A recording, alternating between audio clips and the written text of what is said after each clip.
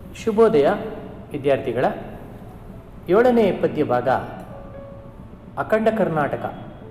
ರಾಷ್ಟ್ರಕವಿ ಕುವೆಂಪು ಅವರು ಬರೆದಿರುವ ನಮ್ಮ ಅಖಂಡ ಕರ್ನಾಟಕ ಪದ್ಯ ಭಾಗವನ್ನು ನೋಡ್ತಾ ಹೋಗೋಣ. ಇಲ್ಲಿ ಅಖಂಡ ಕರ್ನಾಟಕ ಅಂತಂದರೆ ಇಡೀ ಕರ್ನಾಟಕದ ಜನತೆಯ ಬದುಕಿನ ಚಿತ್ರಣ.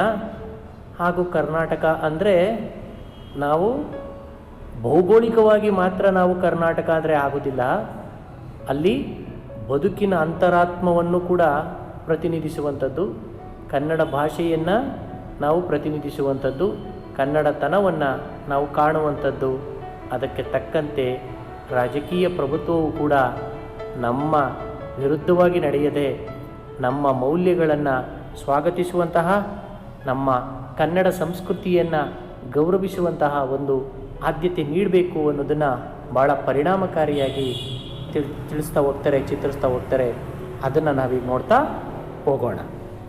ಇಲ್ಲಿ ಮೊದಲನೇದಾಗಿ ಕುವೆಂಪು ಅವರು 1904ರಲ್ಲಿ ಜನಿಸಿ 1994ರವರೆಗೂ ಬದುಕಿದಂತಹ ಮಹಾನ್ ರಸ ಋಷಿ ಅಂತ ಹೇಳ್ತಾ ಹೋಗ್ಬೋದು.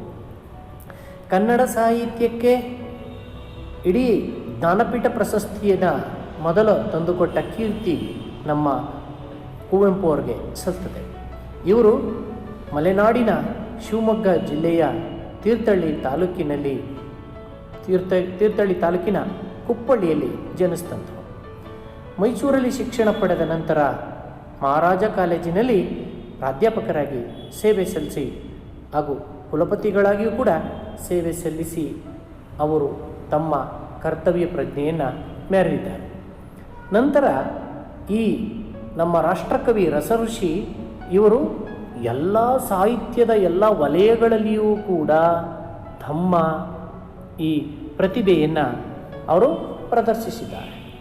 ಇವರು ಭಾವಗೀತೆ ಆಗಲಿ, ಕಥೆ ಆಗಲಿ, ಕಾದಂಬರಿ ಆಗಲಿ, ನಾಟಕ ಆಗಲಿ, ಮಹಾಕಾವ್ಯ ಆಗಲಿ, ಜೀವನ ಚರಿತ್ರೆ, ಆತ್ಮಚರಿತ್ರೆ, ವಿಮರ್ಶೆ, ಮಕ್ಕಳ ಸಾಹಿತ್ಯ, ವೈಚಾರಿಕ ಲೇಖನಗಳು, ಅಂದರೆ ಇವರು ಒಂದು ಸಾಗರದ ಹಾಗೆ ತಮ್ಮ ಈ ವಿಚಾರ ಕ್ರಾಂತಿಯನ್ನು ಹಾಗೂ ತಮ್ಮ ಅನುಭವಗಳನ್ನು ಸಾಹಿತ್ಯಿಕವಾಗಿ ಇಡೀ ಕನ್ನಡ ನಾಡು, ಕನ್ನಡ ಸಂಸ್ಕೃತಿ, ಇಡೀ ಕರ್ನಾಟಕ, ಈ ಭೂಮಿ ಎಲ್ಲಿವರೆಗೂ ಇರ್ತದೋ ಈ ಕನ್ನಡಿಗರು ಆ ಸಾಹಿತ್ಯವನ್ನು ಓದಬೇಕಾಗ್ತದೆ, ಅದನ್ನು ಮನನ ಮಾಡ್ಕೋಬೇಕಾಗ್ತದೆ ಅನ್ನುವಂಥದ್ದನ್ನು ಈ ಸಂದರ್ಭದಲ್ಲಿ ಹೇಳ್ತಾ, ಕಾನೂರು ಹೆಗ್ಗಡತಿ ಸುಬ್ಬಮ್ಮ ಹಾಗೂ ಮಲೆಗಳಲ್ಲಿ ಮದುಮಗಳು ಶ್ರೇಷ್ಠ ಕಾದಂಬರಿಗಳಾಗಿ ಇವು ಮೂಡಿಬಂದಿದ್ದಾವೆ. ಇವರ ನಾಟಕಗಳು ಕೂಡ ಕೆಲವೊಂದು ಶೂದ್ರ ತಪಸ್ವಿ, ಸ್ಮಶಾನ ಕುರುಕ್ಷೇತ್ರ, ಬೆರಳಿಗೆ ಕೊರಳು, ಇನ್ನೂ ಮುಂತಾದವು. ಇವರ ಶ್ರೀ ರಾಮಾಯಣ ದರ್ಶನಂ ಮಹಾಕಾವ್ಯಕ್ಕೆ ಸಾಹಿತ್ಯ ಅಕಾಡೆಮಿ ಪ್ರಶಸ್ತಿ ದೊರೆತಿದ್ದು ಹಾಗೂ ಜ್ಞಾನಪೀಠ ಪ್ರಶಸ್ತಿಗಳು ಲಭಿಸಿರುವಂಥದ್ದನ್ನು ನಾವು ಕಾಣ್ತಾ ಹೋಗ್ತೀವಿ. ಹಾಗೂ 39ನೇ ಕನ್ನಡ ಸಾಹಿತ್ಯ ಸಮ್ಮೇಳನದ ಅಧ್ಯಕ್ಷರಾಗಿದ್ದು ಕೇಂದ್ರ ಸರ್ಕಾರ ಪದ್ಮಭೂಷಣ ಪ್ರಶಸ್ತಿ ಹಾಗೂ ರಾಜ್ಯ ಸರ್ಕಾರ ರಾಷ್ಟ್ರಕವಿ ಹಾಗೂ ಕರ್ನಾಟಕ ರತ್ನ ಪ್ರಶಸ್ತಿಯನ್ನು ನೀಡಿ ಗೌರವಿಸಿರುವಂಥದ್ದು ನಮ್ಮ ನಿಮ್ಮೆಲ್ಲರ ಹೆಮ್ಮೆಯೇ ಸರಿ. ಪ್ರಸ್ತುತ ಪದ್ಯಭಾಗದಲ್ಲಿ ಅಖಂಡ ಕರ್ನಾಟಕ ಅಂತಂದರೆ ಕೇವಲ ಭೌಗೋಳಿಕ ಹಿನ್ನೆಲೆಯಲ್ಲಿ ಅಖಂಡ ಕರ್ನಾಟಕ ಮಾತ್ರ ಅಲ್ಲ, ಕರ್ನಾಟಕವನ್ನು ಆಳುವ ಈ ಪ್ರಭುತ್ವ ಇದೆಯಲ್ಲ, ಈ ಪ್ರಭುತ್ವ ಅಂತಂದರೆ ರಾಜಕಾರಣಿಗಳು, ಅವರು ಸಂಸ್ಕೃತಿಯನ್ನು, ಕನ್ನಡಿಗರನ್ನು ನಿರ್ಲಕ್ಷಿಸ್ತಾ ಇದೆ. ಕನ್ನಡ ಸಂಸ್ಕೃತಿಯನ್ನು, ಕನ್ನಡಿಗರ ಅಸ್ತಿತ್ವವನ್ನು ನಿರ್ಲಕ್ಷಿಸ್ತಾ ಇದೆ. ಕನ್ನಡಿಗರ ಮನಸ್ಸು ಏನು ಅನ್ನೋದನ್ನು ಅರ್ಥ ಮಾಡ್ಕೊಳ್ಳೋದ್ರಲ್ಲಿ ವಿಫಲವಾಗ್ತಾ ಇದೆ. ಅಂಥ ವಿಫಲವಾಗುವಂತಹ ಸಂಸ್ಕೃತಿಯನ್ನು ನಮಗೆ ಬೇಡ. ನಮಗೆ ರಾಜಕೀಯ ಪ್ರಭುತ್ವ ಬೇಡ. ನಿಮಗೆ ರಾಜಕೀಯತನದಿಂದ ನಾವು ಸಂಸ್ಕೃತಿಯನ್ನು ಕಟ್ಟಿಲ್ಲ. ಸಂಸ್ಕೃತಿ ಅನ್ನುವಂಥದ್ದು ಕನ್ನಡತನ, ಕನ್ನಡಿ ಹೇಗಿದೆಯೋ ಹಾಗೆ ಅಂದು ರಾಜ ಮಹಾರಾಜರುಗಳು ಪಂಪ, ರನ್ನ, ಜನ್ನ ಹಾಗೂ ನಮ್ಮ ನಾಡನ್ನು ಆಳದಂತಹ ಕದಂಬರು, ಗಂಗರು, ಚಾಲುಕ್ಯರು, ಎಂಥ ರಾಜ ಮಹಾರಾಜರುಗಳು ಈ ಕನ್ನಡವನ್ನು ರಕ್ಷಿಸ್ತಾ, ಕನ್ನಡ ತಾಯಿಯನ್ನು ರಕ್ಷಿಸ್ತಾ, ಕನ್ನಡ ಸಂಸ್ಕೃತಿಯನ್ನು ರಕ್ಷಿಸ್ತಾ ಬಂದಿರಬೇಕಾದ್ರೆ ಪ್ರಸ್ತುತ ಪ್ರಭುತ್ವ, ಪ್ರಸ್ತುತ ರಾಜಕಾರಣಿಗಳು ತಮ್ಮಷ್ಟಕ್ಕೆ ತಾವೇ ಅವರು ಇಬ್ಬಂದಿತನದಿಂದಾಗಿ, ಕೇವಲ ದುರಾಸೆಯಿಂದಾಗಿ ಅಧಿಕಾರ ವ್ಯಾಮೋಹದಿಂದಾಗಿ ಇವರು ಕರ್ನಾಟಕವನ್ನು ಬಲಿ ಕೊಡ್ತಾ ಇದ್ದಾರೆ. ಕರ್ನಾಟಕದ ಜನತೆಗೆ ಇವರು ಒಂದು ಸ್ವಲ್ಪವೂ ಕೂಡ ಮನ್ನಣೆ ಕೊಡದೆ ತಾವು ಸ್ವಾರ್ಥಿಗಳಾಗ್ತಾ ಇದ್ದಾರೆ ಅನ್ನುವಂತಹ ಒಂದು ಪದ್ಯ ಭಾಗವನ್ನು ಭಾಳ ವಿಷಾದದಿಂದ, ನೋವಿನಿಂದ ಈ ಪದ್ಯವನ್ನು ಹೇಳ್ತಾ ಹೋಗ್ತಾರೆ. ಅಂಥ ಸಂದರ್ಭದಲ್ಲಿ ಪ್ರಭುತ್ವವನ್ನು ಎಚ್ಚರಿಸುವಂಥದ್ದು ನಮ್ಮ ನಿಮ್ಮೆಲ್ಲರ ಕರ್ತವ್ಯವಾಗ್ತದೆ. ವಿದ್ಯಾರ್ಥಿಗಳ ಅಂತಹ ಪ್ರಭುತ್ವವನ್ನು ಧಿಕ್ಕರಿಸಿ ಕನ್ನಡ ನಾಡಿನ ಸಂಸ್ಕೃತಿ, ಕನ್ನಡ ನಾಡಿನ ಪರಂಪರೆ, ಕನ್ನಡಿಗರು ಅಂದರೆ ಏನು ಅನ್ನೋದನ್ನು ನಮ್ಮ ಇಂದಿನ ರಾಜ ಮಹಾರಾಜರುಗಳು ಯಾವ ರೀತಿ ಉಳಿಸ್ಕೊಂಡು ಬೆಳೆಸ್ಕೊಂಡು ಬಂದಿದ್ದಾರೆ ಅದನ್ನು ಮುಂದುವರಿಸ್ಕೊಂಡು ಹೋಗಬೇಕಾದಂಥ ಸಂದರ್ಭದಲ್ಲಿ ಇವರು ಯಾವ ರೀತಿ ಇವರು ಪರಸ್ಪರ ಕಿತ್ತಾಡಿಕೊಂಡು ಅಧಿಕಾರ ಮೋಹಿಗಳಾಗಿ ಜನರ ಸಂಸ್ಕೃತಿಯನ್ನು, ಜನರ ಭಾವನೆಗಳನ್ನು ಧಿಕ್ಕರಿಸೋದ್ರ ಮೂಲಕ ಹೋಗ್ತಾ ಇದ್ದಾರೆ. ಇದು ನಮ್ಮ ಸಂಸ್ಕೃತಿ ಅಲ್ಲ ಅನ್ನುವಂಥದ್ದನ್ನು ಒಂದು ಎಚ್ಚರಿಕೆಯ ಕರೆಗಂಟೆಯಾಗಿ ಕುವೆಂಪು ಇಲ್ಲಿ ಹೇಳುವಂಥದ್ದನ್ನು ನಾವು ಕಾಣ್ತಾ ಹೋಗ್ತೀವಿ. ನೋಡಿ, ಪ್ರಜಾಪ್ರಭುತ್ವದಲ್ಲಿ ಸಂಸ್ಕೃತಿ ಅನ್ನುವಂಥದ್ದು, ಸಾಂಸ್ಕೃತಿಕ ಆತ್ಮಚೈತನ್ಯ ಅನ್ನುವಂಥದ್ದು ಬಹುಮುಖ್ಯ. ಆತ್ಮ ಅಂತಂದರೆ ದೇಹ ಇರ್ತದೆ, ದೇಹದೊಳಗೆ ಆತ್ಮ ಇರ್ತದೆ. ಆತ್ಮ ಬೇಕು ಬೇಡ, ನೋವು ನಲಿವು ಎಲ್ಲವನ್ನು ಸ್ವೀಕರಿಸುವಂತಹ ಮನೋಭಾವನೆ ಬರಬೇಕು. ಆದರೆ ಪ್ರಭುತ್ವ ಸಾಂಸ್ಕೃತಿಕ ಲೋಕಕ್ಕೆ ವಿನೀತವಾಗಿರಬೇಕು.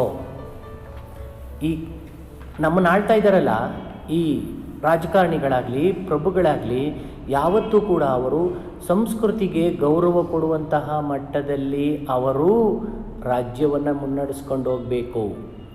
ಆಗ ಪ್ರತಿಯೊಬ್ಬ ಕನ್ನಡಿಗನಲ್ಲಿಯೂ ಕೂಡ ಕನ್ನಡ ಕಾವ್ಯ ಪರಂಪರೆ ಬಗ್ಗೆ ಅತ್ಯಂತ ಸೂಕ್ಷ್ಮವಾಗಿ ಅಡಗಿರ್ತದೆ. ಅಂದರೆ ಅಲ್ಲಿ ಕನ್ನಡದ ಕಲಿಗಳು ಒಂದು ಪದ್ಯದಲ್ಲಿ ಹೇಳ್ತಾ ಹೋಗ್ತಾರೆ, ಸಾಧುಂಗೆ ಸಾಧು ಮಾಧುರ್ಯಂಗೆ ಮಾಧುರ್ಯಂ ಬಾದಿಪ್ಪ ಕಲಿಗೆ ಕಲಿಯುಗ ವಿಪರೀತನ್ ಮಾಧವನೀತನ್ ಪೆರನಲ್ಲ. ಅಂದರೆ ಕನ್ನಡಿಗರು ಏನು ಅನ್ನೋದನ್ನು ಅವತ್ತೇ ಒಂದು ಪದ್ಯ ಭಾಗದಲ್ಲೇ ಚಿತ್ರಿಸ್ತಾ ಹೋಗ್ತಾರೆ. ಅಂದರೆ ನಾವು ಅದಕ್ಕೆ ವಿನೀತರಾಗಿರಬೇಕು, ಇಂತಹ ಸ್ವಾರ್ಥ ರಾಜಕಾರಣ ಬೇಡ ಅಂತ ಹೇಳ್ತಾ ಆಳುವವರ ಅಹಮಿಕೆಯನ್ನು ಪ್ರತಿರೋಧಿಸುವ ಸಂಕಲ್ಪ ಎಲ್ಲರಲ್ಲೂ ಒಡಮೂಡಬೇಕು. ಪ್ರತಿಧ್ವನಿ ಪ್ರತಿಭಟಿಸಿದರೆ ಮಾತ್ರ ಅಲ್ಲಿ ನಮಗೆ ನ್ಯಾಯಕ್ಕೆ ಸಿಗೋದಕ್ಕೆ ಸಾಧ್ಯ. ನಾವು ಸುಮ್ಮನೆ ಇದ್ದರೆ ಅದೇನಾಗೋಗ್ತದೆ, ಆಳುವವರ ಅಹಮಿಕೆ ನಮ್ಮ ಮೇಲೆ ಪ್ರಭಾವ ಬೀರಿ ಇಡೀ ಸಂಸ್ಕೃತಿ ನಾಶವಾಗ್ತದೆ ಅನ್ನುವಂಥದ್ದನ್ನು ಇಲ್ಲಿ ಕವಿ ಕುವೆಂಪು ಹೇಳ್ತಾ ಹೋಗ್ತಾರೆ. ನೋಡಿ, ಅಖಂಡ ಕರ್ನಾಟಕ ಅಲ್ತೋ ನಮ್ಮ ಕೂಗಾಟದ ರಾಜಕೀಯ ನಾಟಕ. ಅರಸುತಿಹನು ದೇವಗಾಂಧಿ ಮಂತ್ರಿಸಿಹುದು ಋಷಿಯ ನಾಂದಿ ತನಗೆ ತಾನೇ ಋತಸ್ಯಂದಿ. ಅವಂದ್ಯೆ ಕವಿಯ ಕಲ್ಪನಾ ಓರ್ವನ್ನಾದೊಡ ಓರ್ವನಲ್ತು ಶಕ್ತಿ ಸರ್ವನಲ್ಪನ. ಇಂದದೊಂದು ಹಿರಿಯ ಕನಸು ಇಂದು ಕೋಟಿ ಕೋಟಿ ಮನಸ್ಸು ಕೂಡಿ ಮೂಡಿ ನಿಂದ ನನಸು ತಡೆವುದೇನೋ ನಿನ್ನ ಕೆನಿಸು. ಒಣರು ಅಲ್ಪ ಜಲ್ಪನೆ ಭುವನ ವಂದ್ಯೆ ಕೇಳ್ ಅವಂದ್ಯೆ ಕವಿಯ ವಿಂಧ್ಯ ಕಲ್ಪನೆ. ಅಖಂಡ ಕರ್ನಾಟಕ ಅಲ್ತೋ ನಮ್ಮ ಬೂಟಾಟದ ರಾಜಕೀಯ ನಾಟಕ. ಇಂದು ಬಂದು ನಾಳೆ ಸಂದು ಓಹ ಸಚಿವ ಮಂಡಲ ರಚಿಸುವೊಂದು ಕೃತಕವಲ್ತೋ ಸಿರಿಗನ್ನಡ ಸರಸ್ವತಿಯ ವಜ್ರ ಕರ್ಣ ಕುಂಡಲ. ವಿದ್ಯಾರ್ಥಿಗಳ ಕೇಳಿಸ್ಕೊಳ್ಳಿ, ಅಖಂಡ ಕರ್ನಾಟಕ, ಇಡಿಯಾಗಿ ಕರ್ನಾಟಕ ಅನ್ನುವಂಥದ್ದನ್ನು ಬ್ರಿಟಿಷವರಿದ್ದಂಥ ಕಾಲದಲ್ಲಿ ಅರಿದು ಹಂಚಾಕ್ಬಿಟ್ಟಿದ್ರು. ಈ ಕಡೆ ಮದ್ರಾಸ್ ಪ್ರಾಂತ್ಯ, ಆ ಕಡೆ ಹೈದರಾಬಾದ್ ಪ್ರಾಂತ್ಯ, ಆ ಕಡೆ ಬಾಂಬೆ ಪ್ರಾಂತ್ಯ, ಈ ಕಡೆ ಮೈಸೂರು ಪ್ರಾಂತ್ಯ ಅಂತೇಳಿ 4 ಭಾಗಗಳು ಹರಿದು ಹಂಚೋಗಿದ್ದು ಅಂತ ಕರ್ನಾಟಕವನ್ನು ಒಟ್ಟುಗೂಡಿಸಿ ಎಷ್ಟು ಮಹಾನ್ ವ್ಯಕ್ತಿಗಳು ಈ ಕರ್ನಾಟಕವನ್ನು, ಕನ್ನಡವನ್ನು ರಕ್ಷಿಸೋದಕ್ಕೆ ಎಷ್ಟೊಂದು ಕಷ್ಟಪಟ್ಟಿದ್ದಾರೆ, ಕಟ್ಟಿದ್ದಾರೆ. ಅಂತ ಕಟ್ಟಿರುವಂತಹ ಕರ್ನಾಟಕವನ್ನು ಅಲ್ತೋ ನಮ್ಮ ಕೂಗಾಟದ ರಾಜಕೀಯ ನಾಟಕ. ಗೆದ್ದಿರುವಂತಹ ರಾಜಕಾರಣಿಗಳು ಇಲ್ಲಿ ಕೇವಲ ನವೆಂಬರ್ ತಿಂಗಳಲ್ಲಿ ಮಾತ್ರ ನಾವು ಕನ್ನಡಾಂಬೆಗೆ ಜೈ ಅನ್ನುವಂಥದ್ದು ಅಥವಾ ರಾಜಕೀಯವನ್ನು ನಾವು ಅದರ ಕನ್ನಡಾಂಬೆಯನ್ನು ನವೆಂಬರ್ ತಿಂಗಳಲ್ಲಿ ಮಾತ್ರ ನಾವು ಅದನ್ನು ನೆನಪಿಸ್ಕೊಳ್ಳುವಂಥದ್ದು ಅನ್ನುವಂಥ ಅರ್ಥ ಅಲ್ಲ. ಅಲ್ಲಿ ನಿಮ್ಮ ರಾಜಕೀಯ ನಾಟಕದಿಂದ ಹೊರತುಪಡಿಸಿ ಅದನ್ನು ಬೇರೆ ಇಡಿ. ಕನ್ನಡ ಅಂದರೆ ಒಂದು ಸಂಸ್ಕೃತಿ, ಕರ್ನಾಟಕ ಅಂದರೆ ಒಂದು ಸಂಸ್ಕೃತಿ. ರಾಜಕೀಯನೇ ಬೇರೆ, ಈ ಕರ್ನಾಟಕದ ಸಂಸ್ಕೃತಿನೇ ಬೇರೆ. ಅದಕ್ಕೆ ನೀವು ಬೇರೆ ಬೇರೆಯಾಗಿ ಇಡಿ, ಅದನ್ನು ಒಂದುಗೂಡಿಸೋಕೆ ಹೋಗ್ಬಿಡಿ. ಕರ್ನಾಟಕದ ಜನರ ಮನ್ನಣೆಯನ್ನು ನೀವು ಒಂದು ಸ್ವೀಕರಿಸಿ. ಹಾಗೆಯೇ ಅರಸುತಿವನು ದೇವಗಾಂಧಿ, ಮಂತ್ರಿಸುವುದು ಋಷಿಯ ನಾಂದಿ.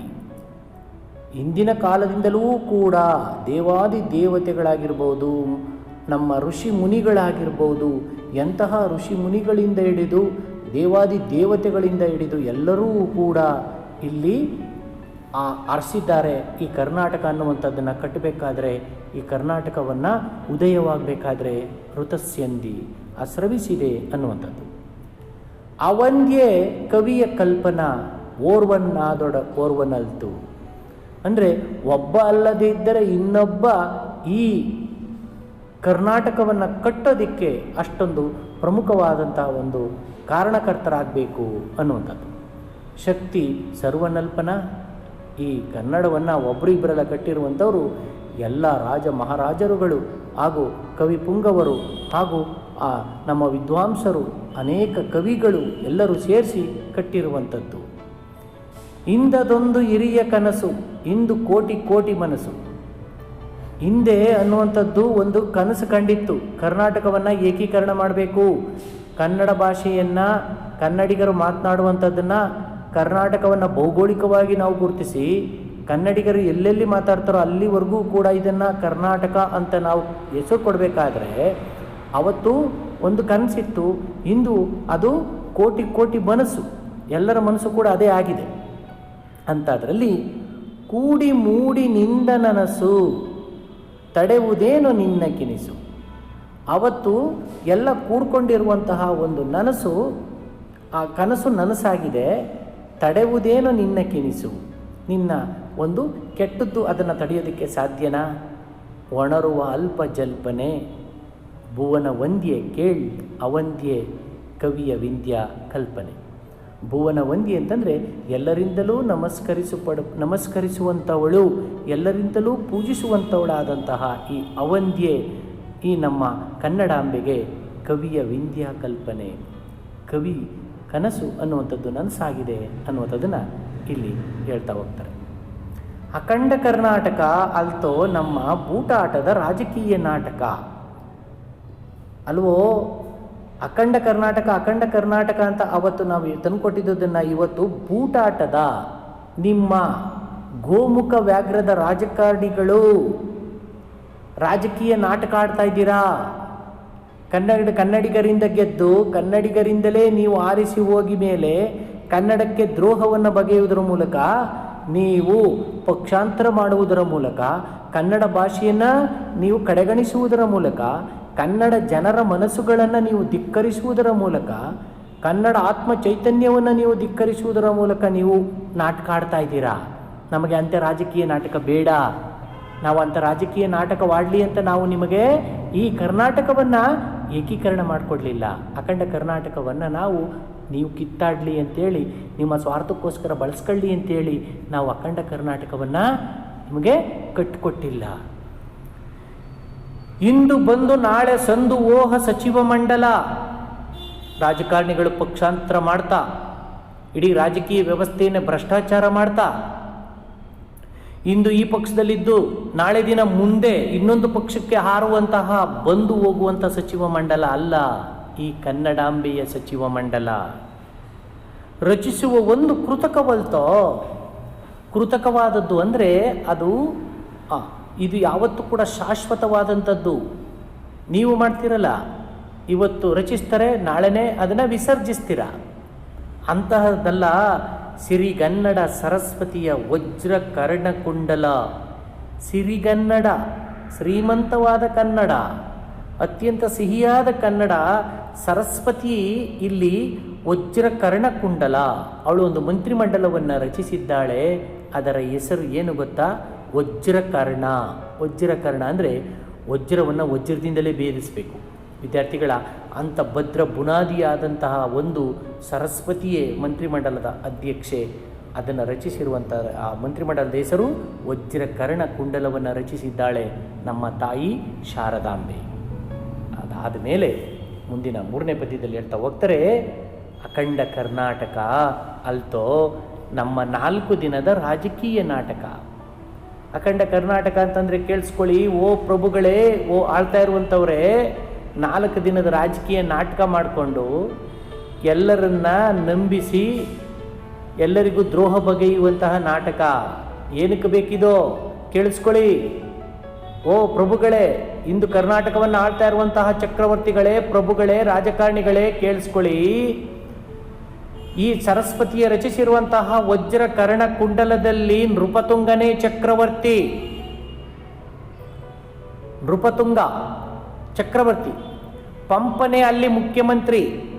ಇವರೆಲ್ಲ ಯಾವತ್ತೂ ಕೂಡ ಶಾಶ್ವತವಾಗಿ ಕನ್ನಡಾಂಬೆಯ ಮಂತ್ರಿಮಂಡಲದಲ್ಲಿರುವಂತಹ ಚಕ್ರವರ್ತಿಗಳು, ಮಂತ್ರಿಗಳು ಎಲ್ಲ.